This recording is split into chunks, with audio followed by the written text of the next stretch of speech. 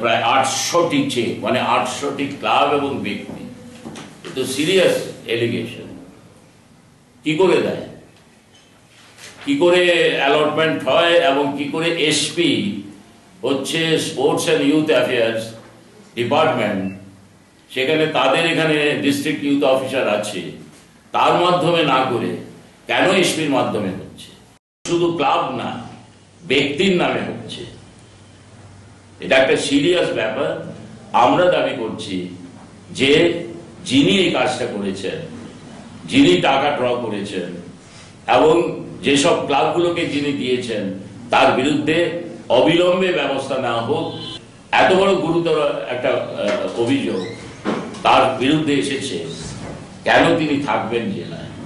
এবং আমাদের আশঙ্কা হচ্ছে যে উনি থাকলে জেলার নির্বাচন অবাধ হতে পারে না।